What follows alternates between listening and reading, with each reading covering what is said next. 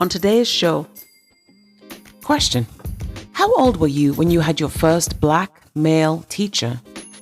Have you ever had a black male teacher? And why does this representation matter in the classroom? Welcome to Education Today. I'm your host, Solanke. I spent 15 years in the secondary classroom teaching English, reading, and social studies. I've also been on the other side as a parent of 3 children who have completed the formal schooling years of kindergarten through 12th grade and are now in the college and career stage. Now I'm here to have conversations with teachers, administrators, school staff, students, and parents about all things education. Join me as I cover current topics in education from preschool through to college, career, and beyond.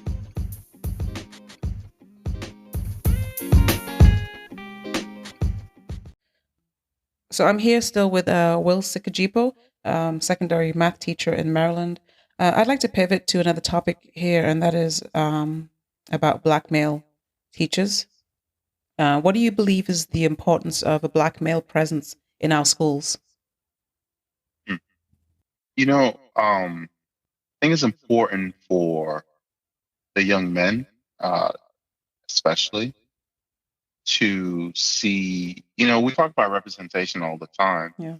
And so a lot of our young men go through, most of their elementary, and granted, wonderful teachers, but most of the time it's just female. Mm-hmm.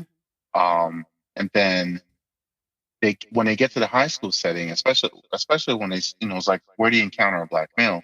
Well, a lot of times they don't experience that in elementary. And if they do, it's usually like the PE coach. Yeah.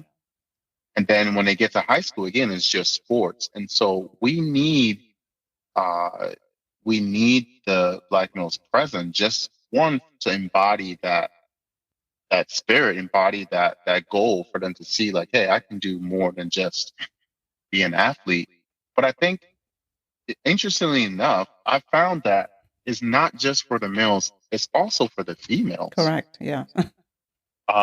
So many are missing that father figure type. And so to have someone that can be steadfast and strong and that they can just kind of experience. So they all need it. Female, males, they need that representation to know that. But when we try to fight the stereotypes of black males, it's like we can do a lot more than just be athletes and musicians, and just challenge their stereotypes in their thinking, and give them another a visual of what it is that they can be, or what we can be as men. Yeah. In my own experience, I found that whenever there's a black male teacher and he's effective in the classroom, he's often pushed out of the classroom and into leadership. Have you noticed that also? For sure. And while it is important, we do need black male in leadership, we also need them in the classroom. So how do we find that balance between the two? I think we need to allow people to choose the path that makes sense for them. Yeah. I think even for myself, I'm wrestling with that. Is that because like I told you, I've been doing this for 18 years now, Yeah. and then people start looking like, wait a minute, like maybe you should step out of the classroom now. It's time. Yeah.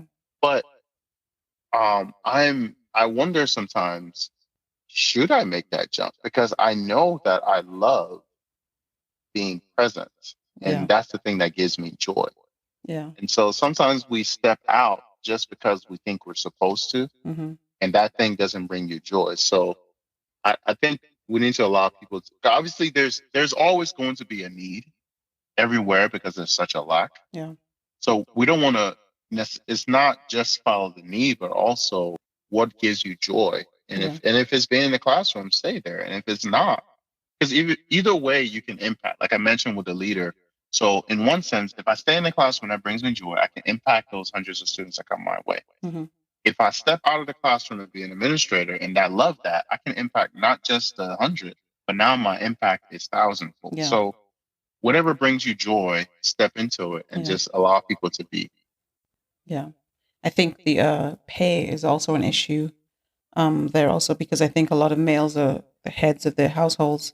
So the teacher pay, I believe, is a challenge. And I think that perhaps pushes people into the decision to leave the classroom and go into leadership. For sure. Yeah. For sure. People leave early because of, in my experience, people leave early because of financial incentive, but also because they themselves are tired of being under poor leadership. Yeah. Mm-hmm. I think if they were under good leadership, they wouldn't be in such a hurry to leave the Yeah. classroom. Yeah. But they just get so tired of it and just like, I got to get out of here, or Yeah. they leave the profession altogether. Yeah. Um, and so I think you would have people stay in the classroom more if there were more effective leaders. Yeah. But that pay squeeze and the demands that uh, our profession makes on teachers, really, it's a challenge. Yeah. Because if you're making all these demands um, and you're not paying me accordingly, and I'm trying to take care of my family, then it's like maybe I shouldn't be Yeah. in this mode. Yeah. It's a shame we can't find this a balance where you could have the option to be in administration, but also in the classroom without doubling the workload, but also Mm. increasing the pay. So Hmm. yeah, maybe in a future, in a distant future. All right. But thank you so much for joining us today, Wil Sekajipo. I've been saying you're in the Maryland area. Which part of Maryland specifically are you teaching? Which county? I'm in Prince George's County. Okay. A lot of people are familiar um, with DC. My school is maybe 15, 20 minutes from DC. Oh wow. Yeah. So we're still around the area. But yeah. Okay. All right. So thank you so much for joining us today. Oh, thank you. Thank you for having me.